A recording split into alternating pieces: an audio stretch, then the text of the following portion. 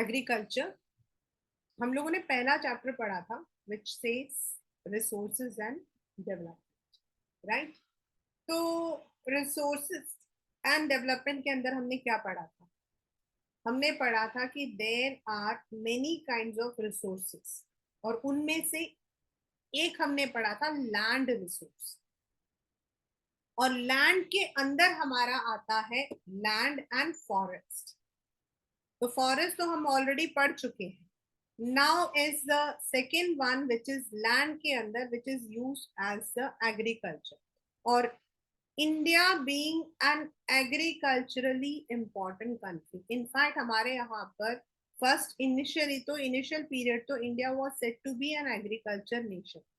अभी तो we are having the secondary as well as the tertiary, लेकिन पहले हमारा maximum output was agriculture.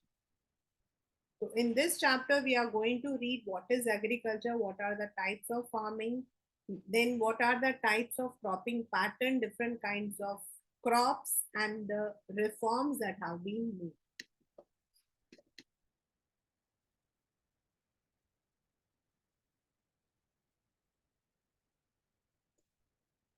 Some of the questions might be two marker. For example, 2/3 of its population is engaged in agriculture. मतलब हमारे यहाँ पर I told you around 60% people are engaged in agriculture. It's a primary activity and it produces most of the food we consume, क्योंकि उसी से हमें मिलता है. Some of the food we are importing. Besides food grains, it also produces raw materials for various industries. जैसे rubber से, rubber जो है वो आपका इंडस्ट्रियल यूज है. आपका जो rubber is mainly use for industries. Jute, it is mainly used for industries, it is not a consumable.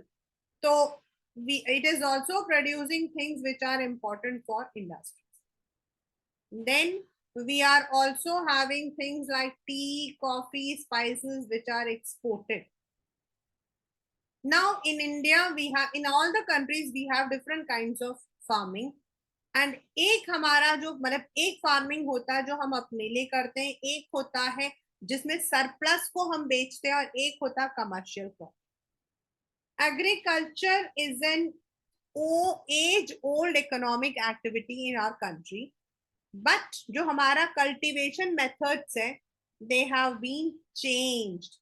मतलब जैसे जैसे टेक्नोलॉजिकल चेंजेस आए, कुछ हमारे सोशो, जैसे आप मेघालय वगैरह जाओगे ना, वहां अभी भी बैम्बू ड्रिपिंग फार्म है, अभी भी वहां पर you will find the primitive subsistence. तो what are the things which are system which are prevalent in India? First, primitive subsistence farming means primitive मतलब ओल्ड. प्रिमिटिव का मतलब होता है ओल्ड, एंड सबसिस्टेंस का मतलब होता है which we do for ourselves. हम उसे बेचते नहीं है. It is practised on small patches of land with the help of, ये पेपर में आता है, primitive tools like hoe, dao and digging sticks. And जो फैमिली मेंबर्स होते हैं वही लेबर्स होते हैं. मतलब इसके लिए हम लेबर्स अलग से नहीं मतलब लेकर आते. This type of farming depends on monsoon, natural fertility of the soil, suitability of other environmental condition to the crop grown. जैसे कहां पर कौन सा क्रॉप ग्रो होता है उसके अकॉर्डिंग. इसमें हम कुछ भी एक्सटर्नली ऐड नहीं करते. इट इज इसके अलग अलग नाम है. Slash and burn. बेटा स्लैश एंड बर्न का मतलब होता है आपके पास जमीन होती है, तो ये मतलब कि आपने ये बना हुआ ना, एक पर्टिकुलर एरिया को दे वुड बर्न, एंड वहां एशेस के अंदर जो है they would be sowing the seeds, और बाकी जो एरियाज है उन्हें खाली छोड़ देंगे, fallow, so that the fertility is maintain. और ये जो स्लैश एंड बर्न होता है ना, this is done on a rotation basis. Farmers clear a patch of land and produce cereals and other food crops to sustain their family. When this fertility decreases, the farmers shift and दूसरा मतलब अब यहाँ खत्म हो गया तो अगले में जाएंगे. This type of shifting allows nature to replenish the fertility of the soil through natural process. इसको इसीलिए हम shifting cultivation भी बोलते हैं, स्लैश एंड बर्न भी बोलते हैं. In this type of agriculture, sorry, land productivity is low as a farmer does not use. मतलब इसमें हमारा जो लैंड होता है ना वो ज्यादा खराब नहीं होता और इसको अलग अलग नाम से बोला जाता है. लेकिन आपके पेपर के अंदर स्लैश एंड बर्न, झुमिंग, ये दोनों तो आप लोग अच्छे से लर्न करोगे. It is jhumming in northeastern states, then it is pamlou in Manipur, dipa in Bastar, and अलग अलग नेम्स है. जैसे आपके मेक्सिको में इसको मिल्पा बोला जाता है. In Brazil it is called as roca. मतलब अलग अलग नाम पे, रोका, अलग अलग नाम पे लिया जाता है. Then it is also called as Bewar, Dahiya, Podu, Penda, Khil, Kurwa. But आपने याद रखना है, एक तो झुमिंग, झुमिंग याद रखना है, स्लैश एंड बर्न याद रखना है. But these have come, and most of the time this also comes in a match the column, so you can expect both of them. The second one is intensive. Now इसमें भी देखो लिखा हुआ है subsistence. Subsistence का मतलब होता है कि इसके अंदर भी आपका जो है मतलब थोड़ा सा अपने लिए किया जाता है, बट जो सरप्लस होता है that is sold in the market. It is practice, ये 1 मार्कर क्वेश्चन में आया हुआ है. In the areas of high population, जहां ज्यादा पॉपुलेशन है, जहां लेबर काफी लगता है, biochemical inputs, irrigational methods use किए जाते हैं. If you remember the chapter story of Palampur, दो द राइट ऑफ इनहेरिटेंस, ये राइट ऑफ इनहेरिटेंस हमारा एक लॉ है जिसमें लैंड किसको मिलेगा. उसकी वजह से क्या हुआ है कि पहले जो लैंड सिर्फ एक फादर का होता था, अब अगर 4 बेटे हैं तो 4 बेटों में बढ़ जाता है, तो लैंड छोटा हो जाता है. Leading to division of land among successive generation has rendered land holding साइंस uneconomically. The farmers still continue to take maximum output from the limited land in the absence of alternative source of livelihood. उनके पास और कुछ है नहीं, तो इसीलिए वो लोग यूज करते हैं छोटे, उस छोटे लैंड पर भी they are trying to.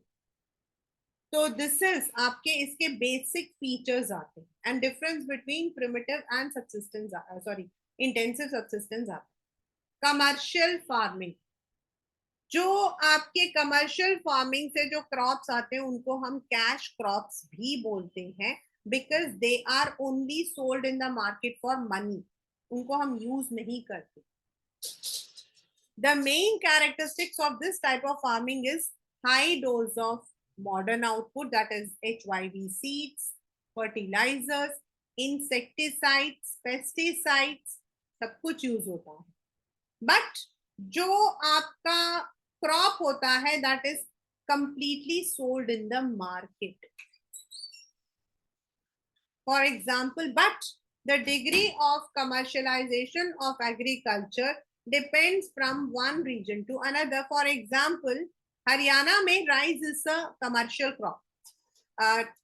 Before 90, मतलब जब आपका ये ग्रीन रेवोल्यूशन आया था उस तब से उससे पहले तक नहीं था, but now using more of irrigation this has become a commercial crop. आपके जितने भी बासमती राइस होता है ना वो यहाँ आता है. But in Odisha it is a subsistence, यानी कि स्टेपल क्रॉप. सबसिस्टेंस मतलब वहां पे लोग उसे बेसिकली अपने खाने के लिए करते हैं. In rice is a staple crop for the southern India, for parts of eastern India, तो इसीलिए. whereas it's a commercial crop for the Punjab, Haryana वगैरह में it is sold. basically हम इसको export करते हैं. and they are also called as बच्चा cash crops. Second मतलब कमर्शियल के अंदर ही एक तो हो गए आपके जनरल स्टेपल फूड्स, आपके ग्रेन्स वगैरह हो गए. दूसरा आपका होता है प्लांटेशन, यानी single crop on a large area in a row. जैसे आपके banana, coffee, tea, sugar cane, ये सब आपके प्लांटेशन बोलते हैं. बिकॉज इनमें क्या होता है, आपके जो लार्ज एरियाज होते हैं उनमें एक ही जैसा, जो साइंटिफिक फॉरेस्ट्री हमने पढ़ा था वो पेपर में क्वेश्चन आया हुआ है। The plantation has an interface of agriculture and industry, मतलब दे आर बेसिकली कमर्शियल, इनको हम इंडस्ट्रीज में यूज करते हैं। प्लीज, वेरी वेरी इंपॉर्टेंट, इसका मतलब क्या होता है? मतलब इसमें से जो क्रॉप्स आते हैं ना, जैसे टी को हम क्या करते हैं, it is used in the industries, उसको प्रोसेस किया जाता है। कॉफी आपके बीन्स होती है, लेकिन उसको पीस कर कॉफी पाउडर बनाया जाता है। शुगर केन को आप जो मतलब कि प्रोसेस करके शुगर बनाया जाता है। रबर को प्रोसेस करके अलग अलग रूप में यूज किया जाता है। So in this manner it is an interface of agriculture and industry. Plantations cover large tracts of land using capital intensive input, help of migrant laborers. इनमें most of the time बाहर से laborers आते हैं and they are used as a raw material for respective industries. In India, tea, coffee, rubber, sugarcane, banana, tea in Assam, North Bengal, coffee in आपका कूर्ग है basically Karnataka, वो आपके हैं some of the important plantation crops. Since the production is mainly for market, मतलब ये बनता ये मतलब इसको उगाया ही जाता है फॉर द मार्केट, तो अच्छा ट्रांसपोर्ट, अच्छा कम्युनिकेशन होना इसके लिए बहुत जरूरी है। This is come in the exam. The next is, अभी तक हमने पढ़ा हमारे क्रॉपिंग, हम मतलब कि सिस्टम क्या है। तो the first is subsistence, second is intensive subsistence, third is आपका commercial cropping. Now, what are the cropping pattern? क्योंकि India is a has a monsoonal type of climate. तो हमारे यहाँ पर जो आपका सीजनल जो साइकिल है, उसके according we have 3 major cropping season. मतलब we are having different cropping pattern, but 3 हमारे मेन है, रबी, खारिफ एंड ज़ैद। ये आपके पेपर के अंदर you may be having a one question की रबी क्रॉप्स, आपको कोई एग्जांपल दे दिया जाए किस मौसम में आते हैं, या and you may be given one example like wheat, barley, peas, gram, mustard. They are sown अभी अक्टूबर, अभी जो आने वाला उसमें उसको सो करते हैं, and they are harvested from April to June. Though these crops are grown in large parts, states from north and northwest such as Punjab, Haryana, Himachal Pradesh, Jammu Kashmir, Uttarakhand and UP are the production of wheat. इस chapter से map में यही questions आते हैं. Availability of precipitation, winter में आपका winter rainfall आता है जिसको हम कहते हैं महावर, उसका इसमें जरूरी होता है. And due to the western temperate zone helps the success of these crops. Secondly, due to the success of green revolution in Punjab, Haryana, West UP and parts of Rajasthan has also, मतलब because of green revolution क्या हुआ है, आपके HYV seeds आए हैं, आपके HYV seeds आए हैं, तो उनकी वजह से आपके पास you are also having the insecticide, but इसकी वजह से ग्रोथ अच्छी हो जाती है. सेकेंड इज खारिफ, जिनको हम कहते हैं summer crops. Kharif are grown with the onset, जब जुलाई का मौसम आता है ना, जब मतलब मानसून स्टार्ट होता है ना, तब इसको स्टार्ट करते हैं. And they are harvested somewhere in September to October. अभी नवंबर या दिसंबर में ना नए चावल आते हैं, आप कभी अपनी मम्मी से पूछना. हम लोग जो पोंगल बनाते हैं, हम लोग जो ये लोहड़ी वगैरह होती है ना, वो इसीलिए बनाते हैं क्योंकि उस वक्त में जो चावल होते हैं ना, वो अगर आप 2 सीटी मारोगे ना तो उसकी खिचड़ी बन जाती है. And old rice is said to be good. तो नॉर्मली ये जो सीजन होता है अब मतलब इसको किया जाता है. पैडी, पैडी का मतलब है राइस. पैडी इसलिए क्योंकि उसको पहले राइस को जो है पहले लगाया जाता है, फिर वो 1 इंच तक उसको पानी में रखा जाता है, उसके बाद उसको दोबारा ट्रांसप्लांट किया जाता है दूसरी एरिया. देन मेज, jowar, bajra, arhar, moong, urad, all kinds of, that is pulses, groundnut, soya bean. Some of the important rice growing are Assam, West Bengal. यहाँ पर तो आपका ये स्टेपल फूड है, मतलब मेन फूड होता है. Andhra, Telangana, Tamil Nadu, you have different varieties आपके। लाइक आप अगर तमिलनाडु अगर में जाते हो तो आपको गुंटूर राइस मिलता है। Then particularly the Konkan coast, then Uttar Pradesh and Bihar. Paddy has now become an important crop in Punjab and Haryana, but यहाँ पर it is, ये पेपर में क्वेश्चन आता है कि which crop is commercial in मतलब कि Punjab Haryana and staple in Odisha for rice. In states like, ये काफी repeated question है, in states like Assam, West Bengal and Odisha, ये केबीसी में भी आता है क्वेश्चन। इसको अलग अलग नाम से बोला जाता है, aus, aman and boro. This came in the KBC also. तो ये जो जुलाई से लेकर आपका इन बिटवीन जो आपका टाइम रह जाता है रबी एंड खारिफ के, there is a short season during the summer month, जिनको हम बोलते हैं ज़ैद। आपके सारे के सारे जो एक्स्ट्रा होते हैं जैसे watermelon, muskmelon, cucumber, tomatoes, fodder crops, ये एंड शुगर केन भी होता है, लेकिन शुगर केन पेरिनियल, एक साल में एक ही बार मतलब। Now let us come one by one to the major crops produced. In the last class I told you, you might be having a question जिसमें आपको बोला जाएगा कोई भी एक के ऊपर कि write the geographical condition required for growing, कोई भी एक क्रॉप आपका आ सकता है और आपको उसमें क्या लिखना है। लाइक जोग्राफिकल कंडीशन है, for example if we are talking about rice, तो राइस आपका खारिफ क्रॉप है, उसको इतना टेम्परेचर चाहिए, उसको इतनी ह्यूमिडिटी चाहिए, उसको इतना रेनफॉल चाहिए, उसको इतना इरिगेशन चाहिए। ये आपका जोग्राफिकल कंडीशन, राइट। तो rice is the staple, staple मतलब मेन, आपके पूरे ईस्ट, नॉर्थ ईस्ट, साउथ में तो आपका यही है। Our country is the second largest producer of rice in the world after China. It is a kharif crop which requires high temperature, high humidity, high rainfall, and in the areas of less, वहां पर आपको ज्यादा irrigation की जरूरत है। It's ये paper, ये map का भी क्वेश्चन है।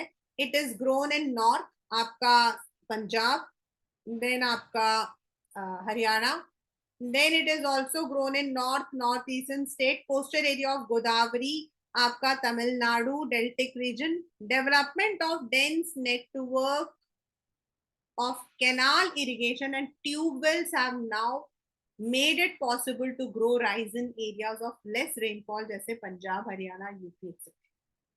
Wheat, now for wheat what are our मतलब requirement, it is आपको जो है it requires a cool growing season, bright sunshine, 50 to 75 annual rainfall, ये इसके इम्पोर्टेंट। और बच्चा ये ना पेपर में सिर्फ ऐसा ही नहीं आता, ये ऐसा भी आता है डैश, मतलब आपके पेपर में लिखा होगा dash 50 to 75 centimetre and rice आपका 100 सेंटीमीटर।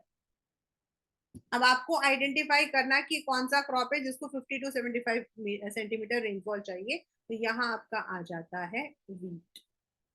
ऐसा भी आया हुआ है पेपर में, this is come in the exam.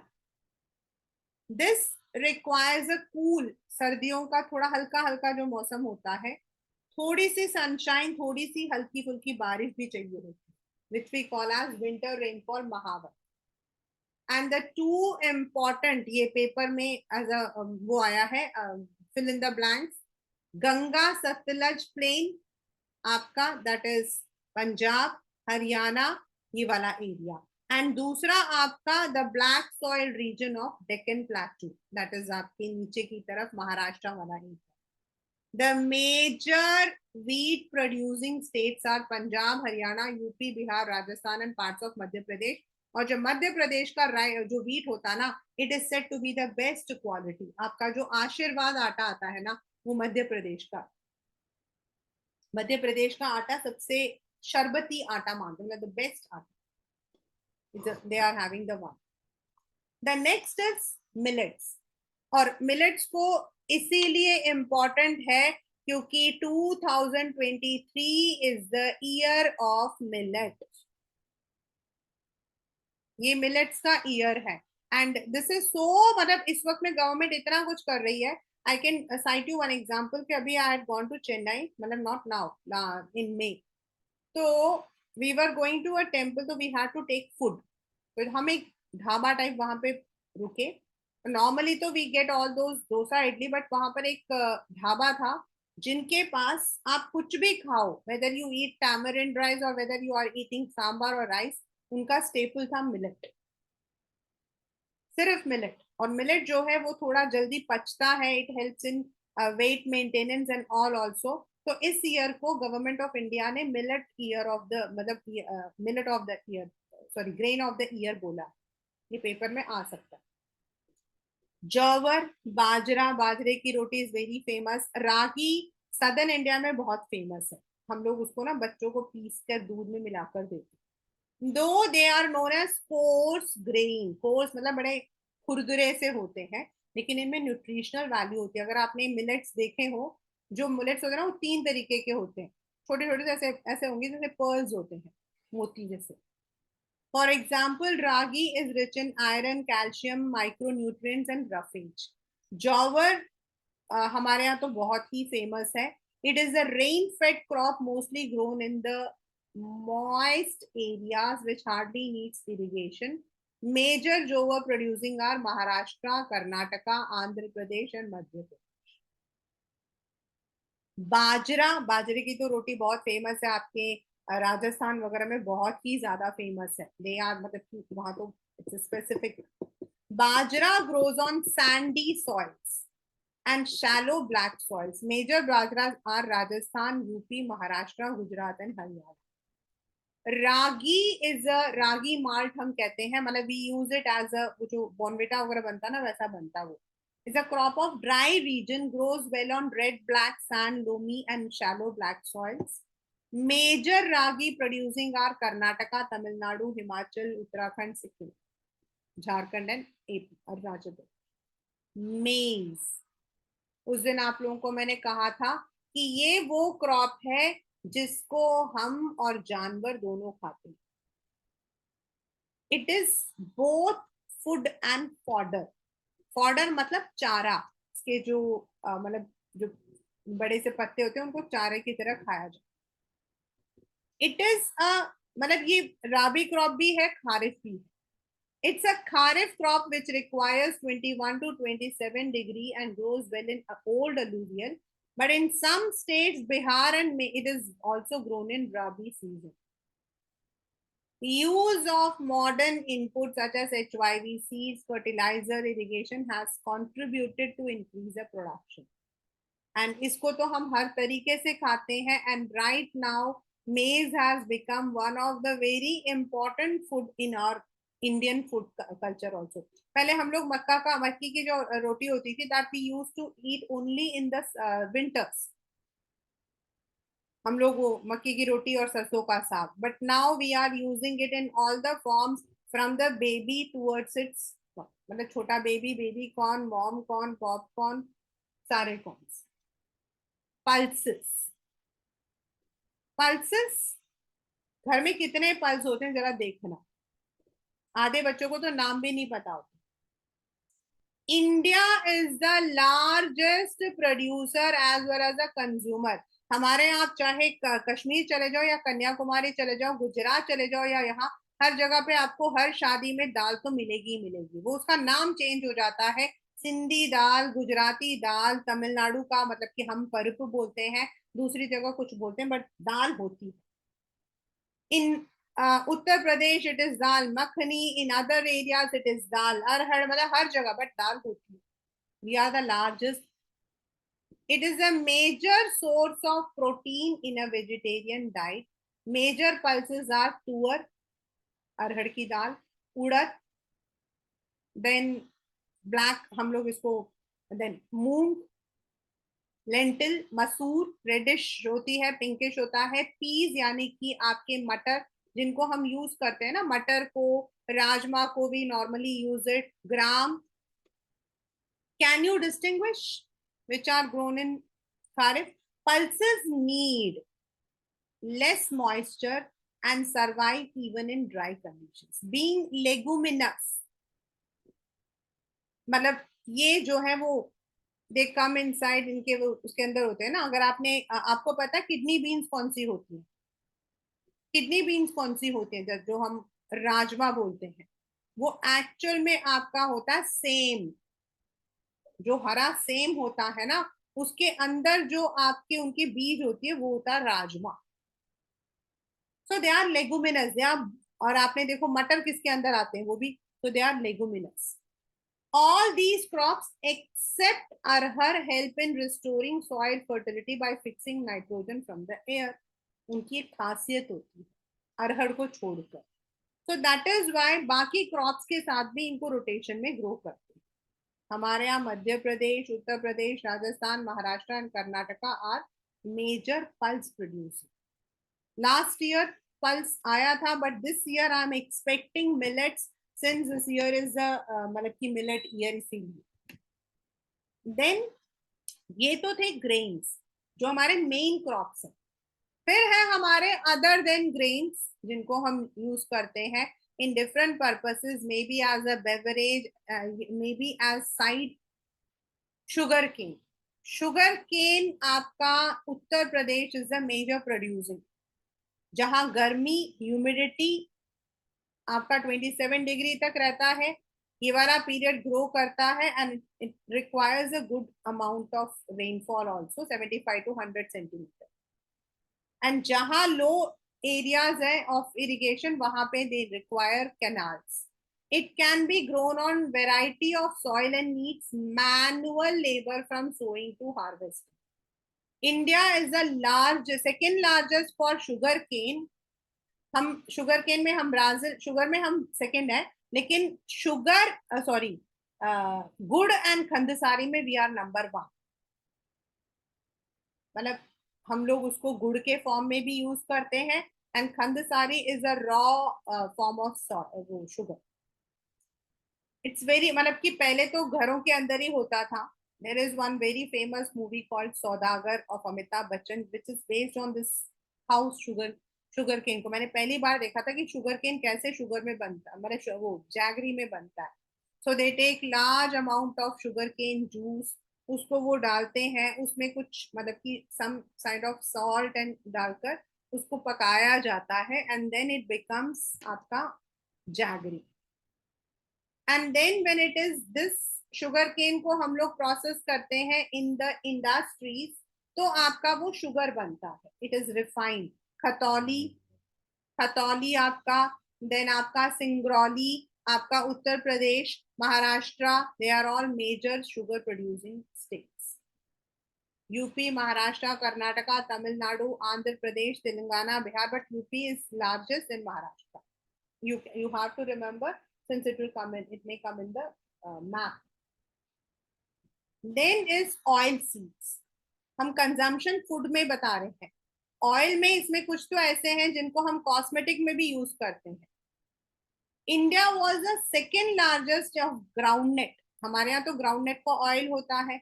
And if you go to places like Maharashtra and Karnataka, there would be nothing जिसमें ग्राउंडनट ना डलता. मतलब when we go to Maharashtra, हर चीज में ग्राउंडनट, मतलब बैंगन की सब्जी में भी ग्राउंडनट डलता है, भिंडी की सब्जी में भी ग्राउंडनट डलता है. In rape seed production, India was third after Canada. Different oil seeds हमारे यहाँ हैं, जैसे ग्राउंडनट, जिसको हम पीनट भी बोल सकते हैं, मस्टर्ड यानी कि सरसों, कोकोनट, सिसमी यानी कि तिल का तेल. सिसमी इज बेसिकली, आजकल तो फिर भी it is used in north India, basically it was our south India में तो it's one of the major. Soybean, castor oil. Castor seeds are used in different purposes. Like castor oil is also used for आपकी गाड़ियों में जो castor oil डलता है वो भी यही है. Then castor oil is used, हमारी जो आंखें होती है ना, वो मतलब पहले तो हमारे पेरेंट्स हम लोगों को रात को castor oil डाल के, प्योर castor oil जो मेडिकल स्टोर में मिलता है वो डाल के सुला देते. वो इसीलिए कि उससे आंखें आपकी साफ हो जाती. And castor oil is used in making kajal. जो आपका काजल बनता है ना, उसमें कर्पूर और कैस्टर ऑयल डलता है. Then cotton seeds, cotton seed oil, linseed, ये सब हम नॉन उसमें यूज करते हैं. Sunflower is use for cooking. Most of these are edible. Edible मतलब which can be consume, which can be eaten, जिसको हम मतलब कि उसमें खाने में यूज कर सकते हैं.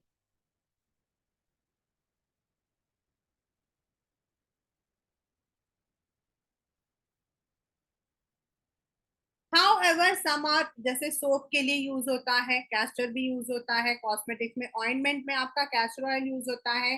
Then you there are certain oils which are use for the ointment. Groundnut is a kharif crop and account for about half of the major oil seeds. मैंने जैसे बताया था कि there are certain areas जहाँ groundnut is very important. We are using it for producing oil also. Gujarat was the largest, followed by AP and Tamil Nadu. Linseed, mustard are Rabi. Sesame is a kharif in north and Rabi in south India. Castor seeds are both in grown as Rabi and Kharif. इसमें आपके paper में से groundnut के लिए पूछा जा सकता है.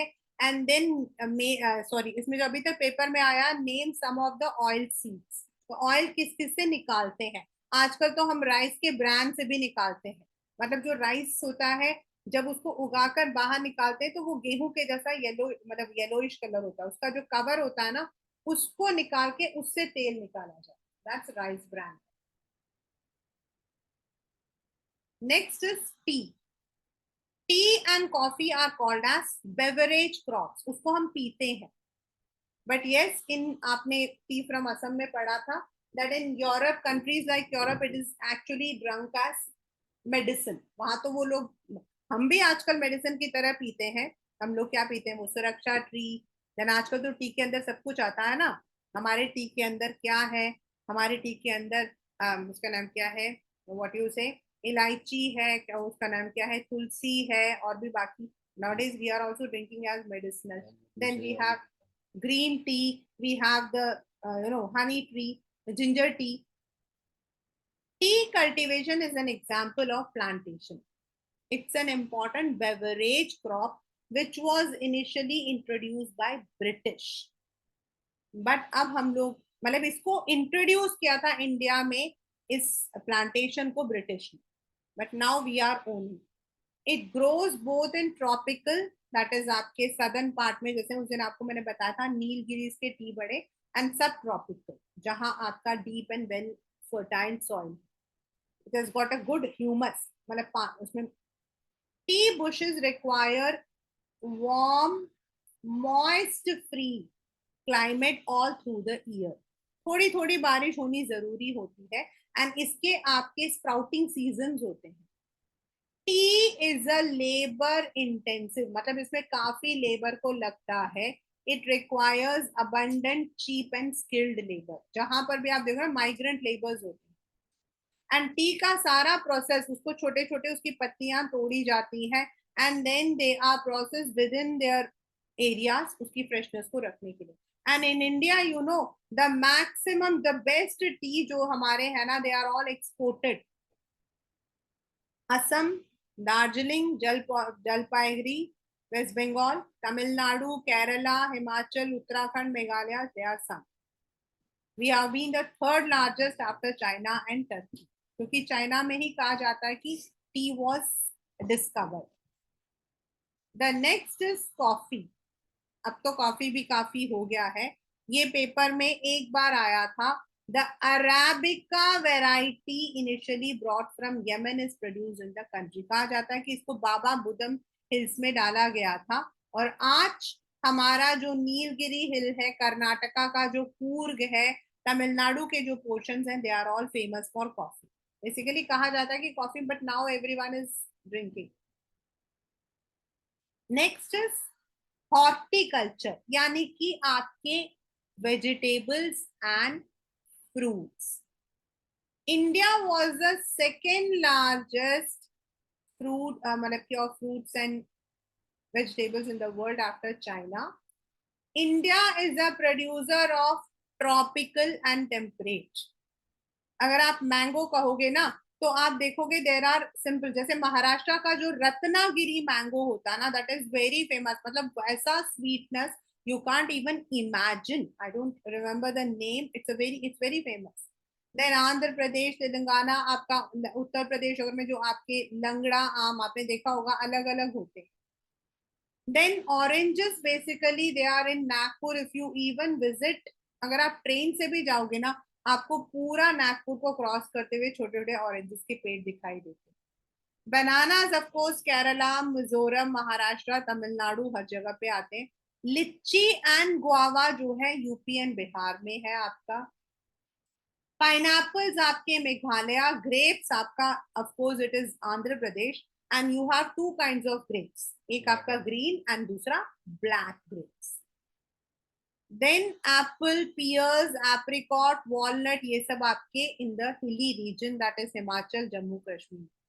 इनमें से कुछ को तो हम एज अ ड्राई फ्रूट में भी यूज करते हैं. India also produces 13% of the world vegetable.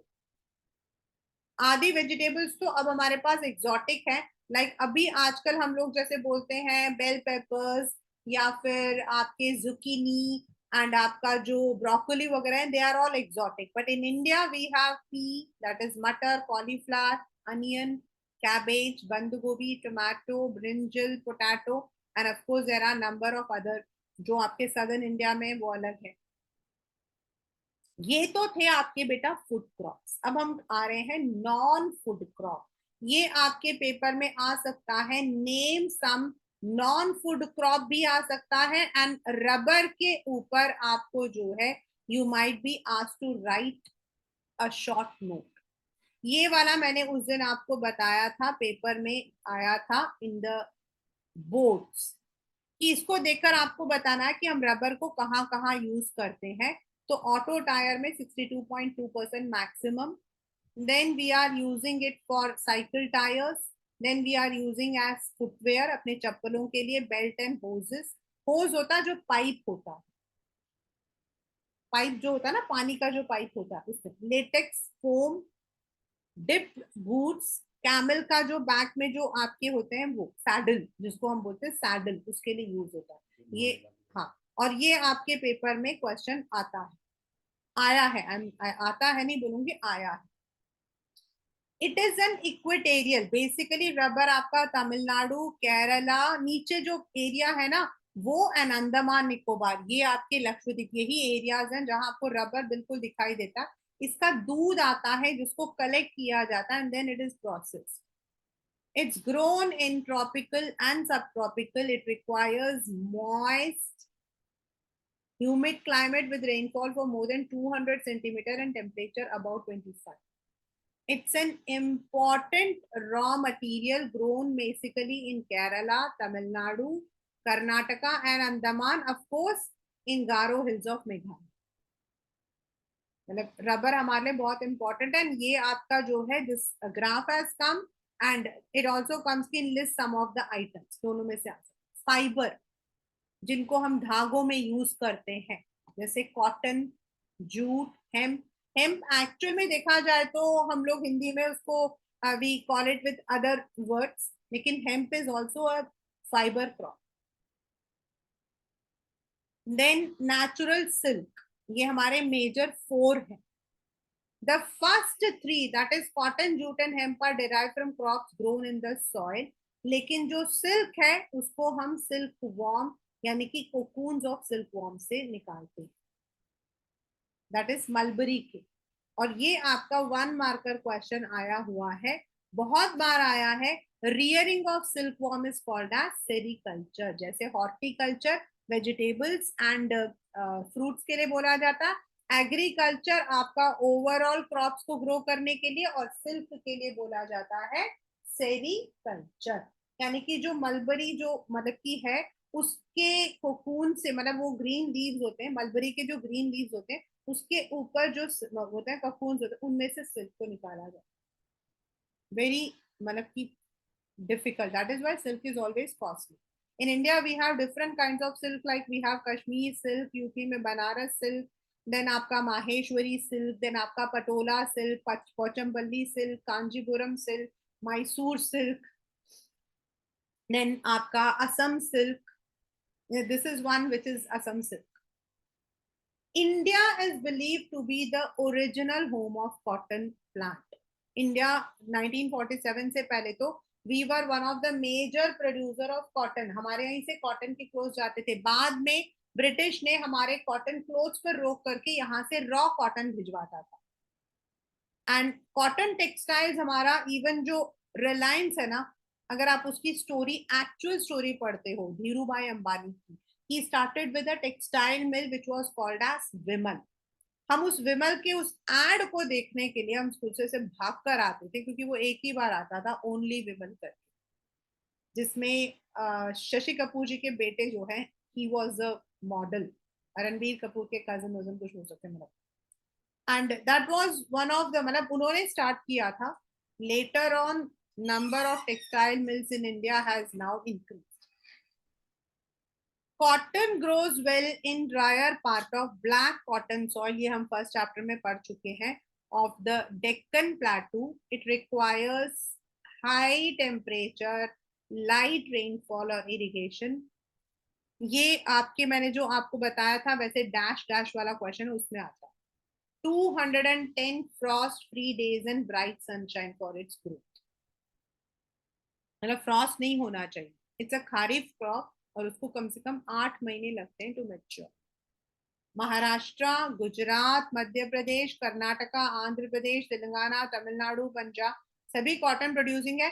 और हमारे यहाँ से एक्सपोर्ट भी होता है. And we are also having it, we use it in different ways, क्योंकि कॉटन हमारा प्योर होता है, फिर हम उसको मिक्स करके यूज करते हैं. लाइक व्हेन वी से पॉलिस्टर, तो उसमें 5 आपके फाइबर्स होते हैं, तो उसी तरह they are used. And because ये एरिया है जहां ब्लैक कॉटन सॉइल भी है, पोर्ट भी है, इसीलिए यहाँ पर आपके टेक्सटाइल मिल भी ज्यादा है. पेपर का ही question. Jute, again which crop is called as golden crop? Jute. India 1947 से पहले मैक्सिमम जूट मिल्स इंडिया में थी. बट अभी इसके बारे में तो आप लोग सेकेंड चैप्टर मैन्युफैक्चरिंग में बहुत लंबा चौड़ा पढ़ोगे, नेशनल जूट पॉलिसी भी पढ़ोगे. And you will also feel कि अभी जूट जो है काफी इंप्रूव हुआ है, बिकॉज अब गवर्नमेंट प्लास्टिक पर बैन लगा देती है, तो जूट के कपड़े लेने पड़ते हैं. And it is also use for art facts, सजाने वजाने के लिए भी यूज करा जाता है तो जूट. एंड हमारा जो मैक्सिमम है वो है West Bengal, Bihar, Assam, Odisha and Meghalaya. We use it for making gunny bags, mats, ropes, yarn, carpet, artifacts. फिलहाल के लिए सिंथेटिक फाइबर है, बट अभी कह सकती हूँ कि now it is also improving national jute policy. इसको ना अपने उस चैप्टर से कनेक्ट करना क्लास 10, क्योंकि उस चैप्टर में इसी का, वो कहते हैं ना गदर 2 का पार्ट 2 है उसमें. उसमें पार्ट 2 है, उसमें लिखा हुआ है why jute mills are located near Hooghly river. Then what is why was national jute policy. तो आपको ये दोनों को कंबाइन करना होगा, because now there would be question which may be combination from 2 chapters. तो फिलहाल के लिए because government has banned the plastics, jute को वो काफी इंपॉर्टेंस दे रहे हैं, इसीलिए जूट काफी फायदा हुआ. नाउ बाकी कुछ याद करो या ना करो, ये तो आप लोगों ने करना ही करना है. Very very important. what are the technological and institutional reforms मतलब कि taken by government of India to improve the condition of agriculture. क्योंकि एग्रीकल्चर हमारा मोर देन 60% लोगों को जो है खाना देता है, बट स्टिल हमारे जितने रिफॉर्म्स बाकियों में हुए ना, we have not been. Sustained uses of land without compatible techno-institutional changes have hindered the pace of agricultural development. In spite of development of sources of irrigation, आपने देखा होगा फार्मर्स की कितनी सुसाइड होती है. Still many of the farmers are still depending on monsoon. And natural fertility, अभी भी there are so much problems. Population grow हो रही है लेकिन उसके अकॉर्डिंग हमारा एग्रीकल्चर को हमने उतना नहीं दिया। अभी recently you know last year there were, अभी भी आई थिंक ऑन इंस्टा 100 में से 90 मीम्स उसी पे होते हैं टोमेटो के ऊपर, कि भाई टोमेटो खरीद रहे हैं तो घर के कागज हम जो है गिरवी रख रहे हैं। And you know for the farmers they don't get anything. Recently there was some farmer जिसने अपने पता नहीं कितने टन्स ऑफ प्याज को कूड़े में डाल दिया था, बिकॉज द गवर्नमेंट गिव्स 50 पैसा या 1 रुपीज पर किलो, और हम लोग कितने में खरीदते हैं 40 to 50। दैट्स नॉट बिकॉज ये होता है मिडिल मैन, ट्रांसपोर्टेशन चार्जेस, इन सबको मिला के हो जाता है, लेकिन बेचारे फार्मर्स को कितना मिलता है सोचो।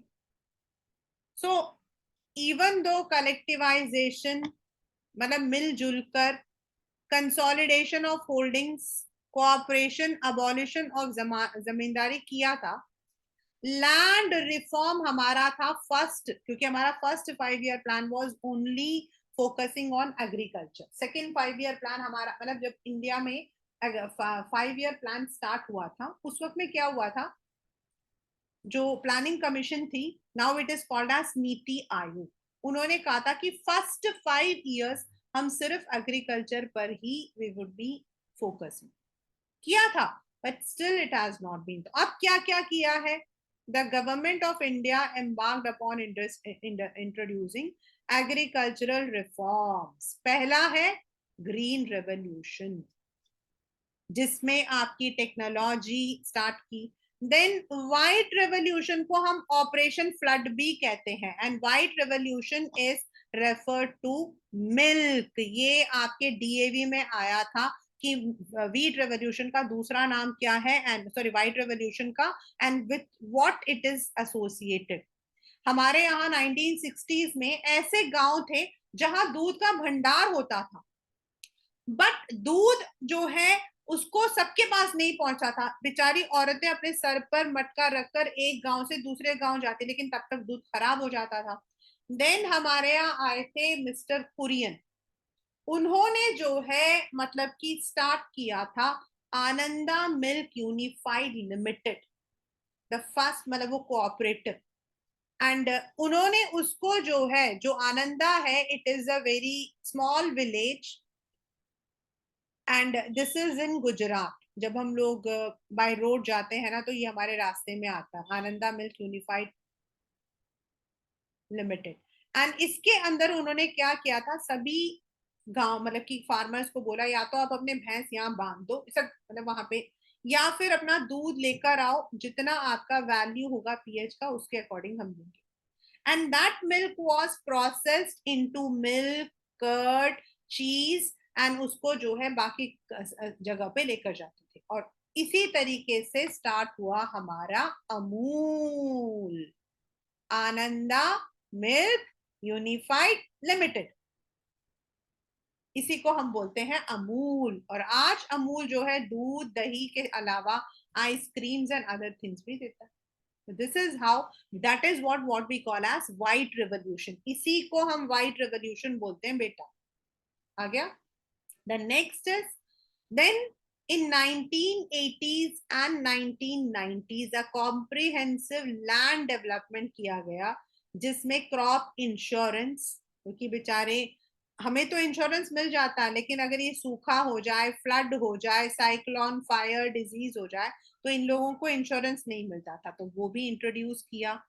गांव के अंदर आपके ग्रामीण banks, cooperative societies and banks किए, जिससे इनको सस्ते दामों पर लोन मिले। देन किसान credit card, personal accident insurance scheme भी इंट्रोड्यूस किया है। प्लस हम लोग तो नहीं देखते हैं, पहले जमाने में एक होता था, मतलब कि 7:30 पे आता था दूरदर्शन पे, जिसको कहते हैं कृषि दर्शन, उसके अंदर anything which is related to the agricultural programs उसको ब्रॉडकास्ट। अभी भी अगर आप गांव में जाएंगे ना तो the people sit together and they watch, उसके अंदर गवर्नमेंट ने कौन सा एमएसपी अनाउंस किया है, बारिश कैसे आएगी, कौन से नए रिफॉर्म्स आए हैं, सब कुछ बताया जाता है। बट हम लोग मतलब कि it is basically on the Doordarshan channels and AIR, all India radio. ठीक है. So this is all in the chapter agriculture. One more is कि एग्रीकल्चरल रिफॉर्म के अंदर ही हमारा एक मूवमेंट था, भूदान एंड ग्रामदान. क्योंकि पहले क्या था, बहुत सारे लोगों ने मतलब कि जो लैंड है उसको कब्जा कर रखा था, या फिर जो ब्रिटिश होता था अगर वो खुश होता तो it would be giving the land as gift to the people. कुछ लोगों के पास बहुत लैंड था तो कुछ के पास कुछ नहीं था. तो गवर्नमेंट तो एक इंसान थे जिनका नाम था Vinoba Bhave, who is also said to be the spiritual heir. One marker question है ये आपका. Spiritual heir of Mahatma Gandhi. वो मतलब कि गए थे during 1960s and he went to all the villages and उन्होंने स्प्रेड किया था. और एक बार पोचमपल्ली में एक इंसान थे, श्री रामचंद्र रेड्डी. उनके पास 80 एकड़ की लैंड थी. उन्होंने कहा मैं 80 फार्मर्स को एक एक लैंड दूंगा, and this is called as Bhoodan. इसी तरीके से गांव को भी लोगों ने गांव को जब्त कर रखा था, तो दे वर आल्सो टोल्ड कि अगर आप नहीं करोगे then we would be government will put tax on that. और ये जो रेवोल्यूशन था इसके अंदर there was no bloodshed, इसीलिए हम भूदान मूवमेंट को ब्लडलेस रेवोल्यूशन भी कहते हैं. So that is all in the chapter agriculture. You can go through the MCQs of this chapter that's given here. I don't know, but according to syllabus, some of the things are deleted, even though there were something which came like genetic farming के बारे में एक बार तो आया था paper में. I don't know whether it is there in your syllabus or not. Kindly let me know. If it is there, I'll include. But ये रहा, ये देखिए ना, ये this was the one which came in exam actually. Genetic farming. Genetic होता है which we are doing in the laboratories using the hybrids.